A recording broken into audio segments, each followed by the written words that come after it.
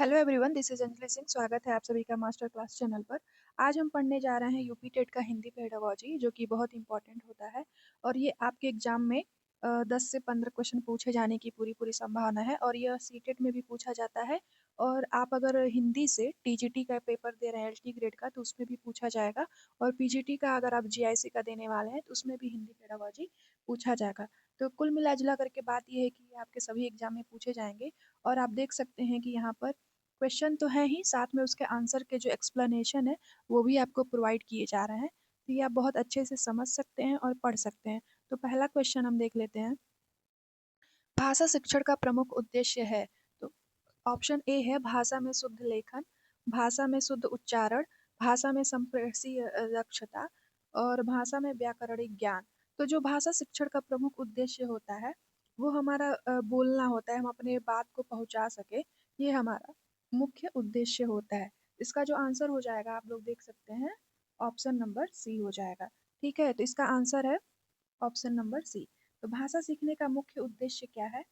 तो भाषा सीखने का मुख्य उद्देश्य संचार की दक्षता है। संचार की दक्षता मतलब कम्युनिकेशन, यानी हम जब किसी से बात करते हैं तो भाषा के द्वारा ही करते हैं, चाहे वो हिंदी हो या इंग्लिश हो, चाहे उर्दू हो, चाहे हर कंट्री का अपना एक अलग अलग लैंग्वेज होता है, चाहे मराठी हो, हर राज्य का भी अलग होता है। तो ये आप उद्देश्य इसका यही होता है भाषा का, कि संचार की दक्षता, यानी जितनी ज़्यादा आपको भाषाएं आएंगी उतने ज़्यादा लोगों से आप कनेक्ट कर पाएंगे। लेखन उच्चारण वो व्याकरण सहायक साधन है, पर मूल ध्येय संप्रेषण है। यह मतलब लिख के हम हमारा जो होता है कि लिख कर भी हम अपने भाषा को इधर से उधर पहुंचा सकते हैं और बोल करके भी। तो इसका जो आंसर हो जाएगा भाषा शिक्षण का प्रमुख उद्देश्य भाषा में संप्रेषणीय दक्षता।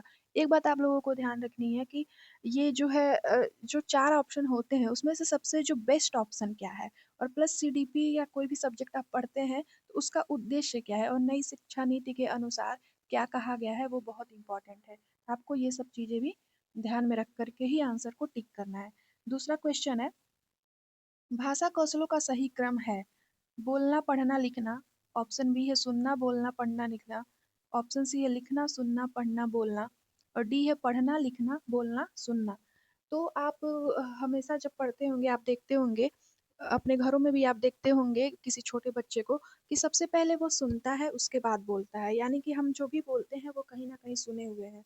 तो इसका मतलब ये है कि इसको सबसे पहले जो हो जाएगा वो सुनना हो जाएगा। बच्चा पहले क्या करता है, सुनता है, फिर बोलता है, फिर पढ़ता है, फिर लिखता है, लास्ट में वो लिखना स्टार्ट करता है। तो भाषा अधिगम स्वाभाविक रूप से स्वरण से प्रारंभ होता है। श्रवण, श्रवण मतलब होता है सुनना, प्रारंभ होता है, उसके बाद बोलना, फिर पढ़ना और अंततः लेखन आता है। तो जो भाषा कौशल है, यानी जो लैंग्वेज स्किल है, उसमें सबसे पहले हम सुनते हैं, फिर बोलना सीखते हैं। जो शब्द हम सुनते हैं उसी को बच्चे जो क्या करते हैं, इमिटेट करते हैं यानी नकल करते हैं। उसके बाद बोलना सीखते हैं, फिर वो किताबों को पहले पढ़ना सीखते हैं, उसके बाद वो लिखते हैं। क्वेश्चन नंबर तीसरा है, भाषा शिक्षण में त्रुटि विश्लेषण का मुख्य उद्देश्य है। पहला, बच्चों को दंड देना, बी बच्चों की कमजोरियों को पहचानना, ऑप्शन सी है भाषा का शुद्ध प्रयोग करना, ऑप्शन डी है पाठ्य पुस्तक के अभ्यास पूरे कराना। तो भाषा शिक्षण में त्रुटि विश्लेषण क्या है? तो बच्चों की कमजोरियों को पहचानना, ये क्या है, त्रुटि विश्लेषण है। यानी इससे क्या होता है, शिक्षक को यह ज्ञात होता है कि विद्यार्थी किन क्षेत्रों में कठिनाई का अनुभव कर रहे हैं। यानी जब हम बच्चों की गलती हो यानी एरर यानी त्रुटि का जो है विश्लेषण करते हैं, एनालाइज करते हैं कि बच्चे किस पोर्शन में, किसी सब्जेक्ट के किस पोर्शन में, या फिर लैंग्वेज वाले सब्जेक्ट के किस पोर्शन में कमजोर है, इसके ऊपर अध्ययन किया जाता है। यही शिक्षक का काम होता है। उसके बाद वो उस बच्चों को सिखाते हैं। तो जिसका ऑप्शन नंबर बी है वो सही हो जाएगा। क्वेश्चन नंबर 4 है, भाषा शिक्षण में बहुभाषिकता का अर्थ है। देखिए, तो बहुभाषिकता का अर्थ होता है कि कई, बहु मतलब होता है कई चीज, यानी कई भाषाओं को जानना। तो भाषा शिक्षण में बहुभाषिकता का अर्थ हो जाएगा अनेक भाषाओं का प्रयोग। इसकी व्याख्या देख लेते हैं। बहुभाषिकता का आशय है शिक्षण अधिगम में एक से अधिक भाषाओं का सहारा लेना।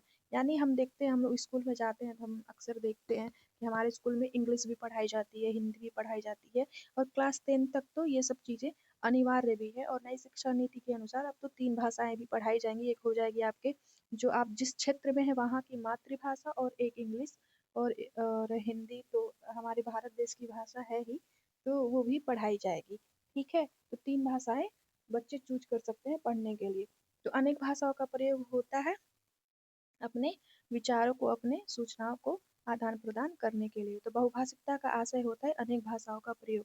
क्वेश्चन नंबर 5 है, निम्न में से हिंदी शिक्षण का अप्रत्यक्ष उद्देश्य क्या है? अप्रत्यक्ष मतलब इनडायरेक्ट उद्देश्य क्या है? संचार कौशल का विकास, सामाजिक चेतना का विकास, भाषा का प्रयोगात्मक ज्ञान, शब्द भंडार का विकास। तो हिंदी भाषा का जो अप्रत्यक्ष उद्देश्य है वो सामाजिक चेतना का विकास है। यानी जब हम हिंदी भाषा पढ़ते हैं और लोग भी हिंदी बोलते हैं, इस भाषा का यूज करते हैं, तो जो समाज में एक होता है ना कि हमारा विकास होता है, समाज को हम समझते हैं, उनकी भावनाओं को समझते हैं। और इसके प्रत्यक्ष उद्देश्य में क्या क्या आते हैं? आपके एग्जाम में प्रत्यक्ष भी पूछा जा सकता है और अप्रत्यक्ष भी पूछा जा सकता है। तो इसका जो आंसर हो जाएगा वो सामाजिक चेतना का विकास, ये तो हो ही गया है। और प्रत्यक्ष उद्देश्यों में भाषा का प्रयोग और कौशल आते हैं। यानी कि जब हम किसी भाषा को सीखते हैं तो उसका जो प्रयोग है, उसके उससे संबंधित जो स्किल है वो आते हैं। जबकि ये बार बार इधर उधर हो जा रहा है, कौशल आते हैं। जबकि सामाजिक चेतना का विकास अप्रत्यक्ष उद्देश्य है। अप्रत्यक्ष उद्देश्य क्या है? सामाजिक चेतना का विकास। और प्रत्यक्ष क्या है? तो भाषा का प्रयोग और कौशल। अगला क्वेश्चन हम देखते हैं, क्वेश्चन नंबर 6, भाषा शिक्षण का सबसे प्रभावी तरीका कौन सा है? ए अनुवाद विधि, बी व्याकरण शिक्षण विधि, सी संप्रेषणात्मक विधि, डी शब्दार्थ विधि। तो भाषा शिक्षण का सबसे प्रभावी तरीका कौन सा है? तो ये है संप्रेषणात्मक विधि, यानी कि कम्युनिकेशन। कम्युनिकेशन मतलब बातचीत करना। अगर हम बातचीत ही नहीं कर पाएंगे तो हमारा भाषा जानने का उद्देश्य क्या ही रह जाएगा, कोई फायदा नहीं है। तो भाषा इंसान सीखता ही इसीलिए है क्योंकि वो बात कर सके, अपनी बात को उस लैंग्वेज में रख सके। इसका जो हो जाएगा ऑप्शन नंबर तीसरा हो जाएगा। इसकी व्याख्या क्या है? आधुनिक शिक्षा में कम्युनिकेटिव मेथड को सर्वोत्तम माना गया है क्योंकि यह भाषा को वास्तविक जीवन की स्थितियों में उपयोग करना सिखाती है। ठीक है, ये आपका आंसर हो जाएगा। 7वां क्वेश्चन है, हिंदी भाषा शिक्षण में पूरक पठन सामग्री का प्रयोग किस लिए किया जाता है? आप लोग को ऐसे पूरा क्वेश्चन दिखेगा, वैसे बार बार हट जा रहा है। हिंदी भाषा शिक्षण में पूरक पठन सामग्री का प्रयोग किस लिए किया जाता है?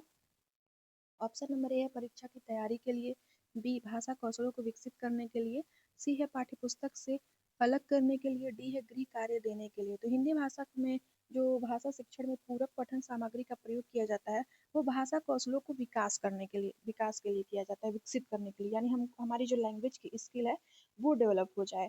व्याख्या अतिरिक्त सामग्री क्या होती है? तो ये अतिरिक्त सामग्री कहानी हो गई, पत्रिका हो गई, बाल साहित्य। आप देखते होंगे छोटे बच्चे 1 से 5 तक के जो होते हैं उनमें कहानियाँ पढ़ना होता है, पोयम पढ़ना होता है, बच्चों से रिलेटेड कहानियाँ होती हैं जिसे हम बाल साहित्य कहते हैं। कोई पत्रिका होती है जिससे बच्चे इंटरेस्ट लेते हैं और उनके भाषा का विकास होता है, उनके स्किल डेवलपमेंट होती है लैंग्वेज से रिलेटेड। तो इससे विद्यार्थियों में भाषा के प्रयोग व रुचि दोनों का विकास होता है। अगर अट्रैक्टिव बुक और कॉपी किताब नहीं होता है तो देखते हैं बच्चे पढ़ नहीं पाते। इसलिए छोटे बच्चों के क्लास में क्या होता है, कई सारे चित्र बनाए जाते हैं और बच्चों को अट्रैक्ट किया जाता है जिससे कि वो रुचि लें और अपने भाषा को पढ़े लिखें अच्छे से। क्वेश्चन नंबर 8 है, भाषा अधिगम में कौन सा कौशल सबसे पहले सबसे पहले विकसित होता है? भाषा अधिगम में कौन सा कौशल सबसे पहले विकसित होता है? तो ए लेखन, बी पठन, सी बोलना, डी श्रवण। हमने आगे भी देखा था कि इससे पहले एक क्वेश्चन था कि भाषा कौशल का जो 4 स्किल है वो कैसे कैसे विकसित होता है। तो हमने देखा था सबसे पहले सुनना, फिर बोलना, फिर पढ़ना, उसके बाद लिखना। तो सबसे पहले क्या विकसित होता है? तो श्रवण होता है। श्रवण मतलब सुनना। बच्चे जन्म से पहले ही श्रवण के माध्यम से भाषा का ग्रहण करते हैं। ठीक है, तो इसका जो आंसर हो जाएगा ये ऑप्शन नंबर डी हो जाएगा। ठीक, अगला क्वेश्चन देख लेते हैं, भाषा शिक्षण में बाल केंद्रित दृष्टिकोण का अर्थ है। बाल केंद्रित मतलब क्या होता है, यानी चाइल्ड सेंटर्ड, यानी जो भी कापी किताबें पढ़ाई जाएंगी, जिस भी विधि से पढ़ाई जाएंगी, वो बच्चों के अनुसार होगा, वो टीचर के अनुसार नहीं होगा। आपने बीएड या बीटीसी किया होगा या एलडी एलएड जो भी आपने कोर्स किया होगा, तो आपने देखा होगा जो भी एजुकेशन पॉलिसी है वो चाइल्ड सेंटर्ड होनी चाहिए, ना कि टीचर सेंटर्ड। हमेशा ये चाइल्ड सेंटर्ड होता है। तो यही पूछा गया इसमें, भाषा शिक्षण में बाल केंद्रित दृष्टिकोण का अर्थ क्या है। तो शिक्षक केंद्रित पद्धति नहीं, तो ये तो गलत हो गया। बच्चों की रुचि आवश्यकताओं के अनुसार शिक्षण, ये जो दूसरा है वो आपका सही हो जाएगा।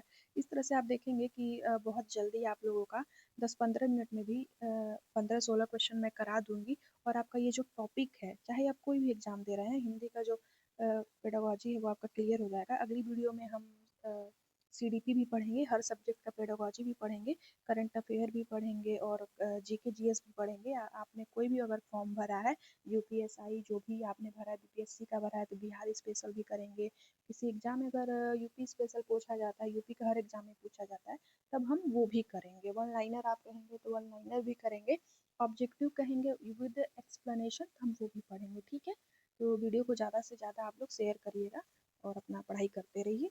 प्रीवियस ईयर पेपर भी आप लोग सॉल्व करते रहिए। अगला क्वेश्चन, तो इसका आंसर हो गया 9वां का कि ऑप्शन नंबर बी, बच्चों की रुचि आवश्यकताओं के अनुसार शिक्षण व्याख्या बाल केंद्रित दृष्टिकोण में विद्यार्थी की सक्रियता व रुचि को महत्व दिया जाता है। क्वेश्चन नंबर 10 है, कहानी सुनाना किस भाषा कौशल के अंतर्गत आता है। तो कहानी सुनाना श्रवण कौशल, वाचन कौशल, मौखिक कौशल, लेखन कौशल। तो इसका जो उत्तर हो जाएगा कहानी सुनाना, यह एक मौखिक कौशल है। यानी जब हम कहानी किसी को सुनाते हैं तो मुंह से बोल के सुनाते हैं, तो जो भी हम अपने मुंह से बोलते हैं वो ओरल होता है, तो उसे हम मौखिक कौशल कहते हैं। इसका जो आंसर हो जाएगा 10वां का, ये हो जाएगा ऑप्शन नंबर सी। ठीक है, तो इसका व्याख्या क्या है। मौखिक कौशल व्याख्या, कहानी सुनाने में बोलने की दक्षता विकसित होती है, इसलिए यह मौखिक कौशल से जुड़ा हुआ है। ठीक है, आप लोग जान गए, जब भी कोई चीज बोलने से रिलेटेड आपके पेपर में आएगा तो वह मौखिक कौशल होता है। अगला क्वेश्चन देखते हैं, क्वेश्चन नंबर 11, भाषा शिक्षण में प्राकृतिक पद्धति का मुख्य बल है। प्राकृतिक पद्धति का, तो ये क्या होता है। तो भाषा के प्रत्यक्ष प्रयोग पर, यानी जो भाषा शिक्षण में प्राकृतिक पद्धति है उसका मुख्य बल किस पर दिया जाता है। तो देखिए, जब भी हम किसी को भाषा सिखाते हैं तो हमारा मेन उद्देश्य यही होता है कि बच्चे उस भाषा का उपयोग करें। अगर वो उपयोग ही नहीं करेंगे, प्रयोग ही नहीं करेंगे अपने बातचीत के दौरान, अपने हिंदी लैंग्वेज हो, इंग्लिश हो, उर्दू हो, पंजाबी हो, कन्नड़ हो, जिस भी रीजन, जिस भी क्षेत्र के हैं वो, अगर वो अपनी भाषा का उपयोग नहीं करेंगे तो उसका मतलब ही क्या रह जाएगा, पढ़ाने का कोई मतलब नहीं रह जाएगा। तो इसका जो प्राकृतिक पद्धति है, यानी वो नेचुरल रूप से खुद ही उसका प्रयोग करें बातचीत करने के दौरान, अपने टीचर के साथ, अपने परिवार में, समाज में, दोस्तों के साथ। तो इसका जो आंसर हो जाएगा वो बी हो जाएगा, भाषा के प्रत्यक्ष प्रयोग पर। नेचुरल मेथड में भाषा का अध्ययन प्राकृतिक रीति से प्रयोग द्वारा कराया जाता है। ठीक है, क्वेश्चन नंबर 12 क्या है, कक्षा में भाषाई गतिविधियों का उद्देश्य है। कक्षा में जो भाषाई गतिविधियां जो हमारी कराई जाती हैं, आयोजन जो भी करवाया जाता है, उसमें उसका उद्देश्य क्या होता है। तो ऑप्शन नंबर ए है विद्यार्थियों को व्यस्त रखना, बी है समय बिताना, सी है भाषा के कौशलों का विकास करना। देखिए, जब भी आपके सामने 4 ऑप्शन आते हैं तो आपका उद्देश्य यही होना चाहिए कि जो सबसे बेस्ट ऑप्शन है और जो सीखने पे बल देता है, डेवलप करने, विकास पर बल देता है, वही ऑप्शन हमें चूज करना है। जो बच्चे, मतलब ऐसा ऑप्शन हमको चूज करना है कि जो बच्चे खुद करें, खुद करके सीखें। तो बच्चे जब बोलेंगे तभी तो वो सीखेंगे, अगर वो बोलेंगे नहीं, खुद नहीं बोलेंगे, दूसरा कोई कितना भी बोले तो वो कैसे सीखेंगे। तो इसका जो हमारा ऑप्शन हो जाएगा, ऑप्शन नंबर सी हो जाएगा। जो भाषा के कौशलों का विकास करना होता है, वो गतिविधियों जैसे चर्चा करना, संवाद करना, नाटक आदि, ये सब होता है। ठीक है, तभी भाषा के कौशलों का विकास होगा। क्वेश्चन नंबर 13 है, भाषा में भाषा शिक्षण में मूल्यांकन का क्या उद्देश्य है। ऑप्शन ए है विद्यार्थियों को अंक देना, बी है विद्यार्थियों की प्रगति का आकलन करना, सी है विद्यार्थियों को भयभीत करना और डी है परीक्षा कराना। तो जो हमारा भाषा शिक्षण का मूल्यांकन का उद्देश्य होता है, ये नंबर देना नहीं होता है, उन्हें ग्रेड प्रोवाइड नहीं करना होता है, उनको बांटना नहीं होता है कि इसका कम नंबर है, इसका ज्यादा नंबर है। हमारा जो असेसमेंट या फिर इवैल्यूएशन का जो मेन उद्देश्य होता है विद्यार्थी कहाँ तक पहुँच गए हैं, कहाँ तक वो उस भाषा को सीख चुके हैं, उसका आकलन करना होता है। ताकि जब टीचर को ये पता चल जाता है कि बच्चे इस लेवल तक सारे बच्चे सीख चुके हैं, तो इसके आगे का हम उन्हें सिखाएंगे। इसका जो ऑप्शन नंबर बी है वो सही हो जाएगा। ठीक है, इसका जो व्याख्या हम लोग देख लेते हैं। विद्यार्थियों की प्रगति का आकलन करना। ठीक है, इसमें एक ही लाइन का व्याख्या है। अगला क्वेश्चन है, ये देखिए, मूल्यांकन का ध्येय विद्यार्थियों की उपलब्धि और कठिनाई को पहचान कर शिक्षण सुधारना है।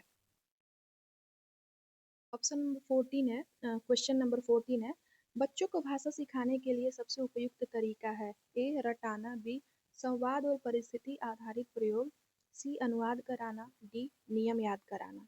उत्तर इसका हो जाएगा बी संवाद और परिस्थिति आधारित प्रयोग। देखिए, जब भी रटाने वाला ऑप्शन हो जाएगा वो ऐसे ही वो ऑप्शन तुरंत हटा देना है, चाहे वो किसी भी सब्जेक्ट का हो, चाहे आप कोई भी सब्जेक्ट से चाहे वो लेवल 1 हो, लेवल 2 हो आपके यूपी टेट का या फिर सी टेट का। जब वहाँ पे रोट लर्निंग, अगर इंग्लिश है तो उसमें रोट लर्निंग लिखा होगा, हिंदी है तो रटाना, या फिर ये देखिए नियम याद कराना।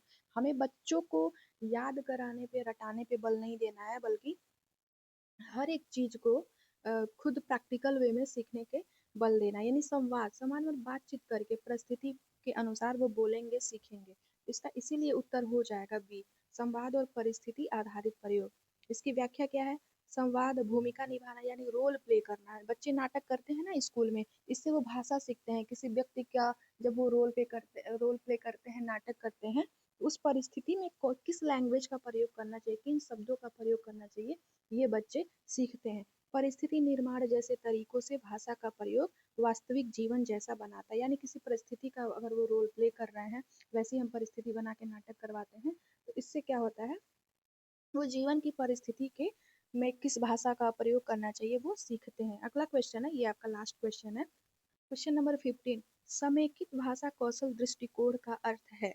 तो पहली बात ये देखिए, ये ऑप्शन में आप देख रहे होंगे, ऑप्शन एलिमिनेट कैसे करना है, तो वो भी बहुत आपको जरूरी है सीखना, वो आपको आना चाहिए। कितने सारे 10-12 क्वेश्चन तो आपको ऐसे ऑप्शन एलिमिनेशन मेथड से हो जाएगा, और आपका बहुत अच्छे से यूपी टेट हो या सी टेट हो या कोई भी हो, वो एग्जाम जिसमें ये सब चीजें पूछी जाती हैं टीचिंग एग्जाम में, वो आप बहुत अच्छे से क्लियर कर ले जाएंगे। तो इसका देखिए, ऑप्शन ए में भी केवल लिखा गया है, देख रहे हैं, ऑप्शन ए में भी, ऑप्शन बी में भी, ऑप्शन डी में भी, तो ये तीनों ऑप्शन वैसे ही कट गए, आपको ज्यादा कुछ करने की आवश्यकता ही नहीं है। तो ऑप्शन नंबर जो सी है, सभी भाषा कौशलों को साथ में विकसित करना, यही आपका उत्तर हो जाएगा। और इसकी व्याख्या हम देख लेते हैं। जो समेकित भाषा कौशल दृष्टिकोण का क्या अर्थ है, तो भाषा कौशल सुनना, बोलना, पढ़ना। आप लोग ये जो है एकदम याद कर लीजिए लाइन से, सुनना, बोलना और पढ़ना, उसके बाद लिखना। ठीक है, एक दूसरे से जुड़े हैं, इसलिए समेकित दृष्टिकोण से सभी का समान विकास होता है। तो ये आपका जो पूरा ये पीडीएफ है 15 क्वेश्चन का मैंने बनाया था, वो कंप्लीट हो चुका है। आप इसे बार बार रिवाइज कर सकते हैं। अगर कोई और टॉपिक आप लोग को पढ़ना है, सीटेट या यूपी टेट से रिलेटेड, या फिर जीके जीएस का कोई टॉपिक पढ़ना है, करंट अफेयर पढ़ना है, आप लोग कमेंट कर सकते हैं। Thank you so much video को पूरा देखने के लिए। चैनल को सब्सक्राइब कर लीजिए, वीडियो को लाइक एंड शेयर कर लीजिए, और अन्य वीडियो जो कि प्रीवियस ईयर पेपर के हैं वो यूट्यूब पे इस चैनल पर पड़े हुए हैं, आप लोग जा करके देख सकते हैं और कमेंट भी कर सकते हैं।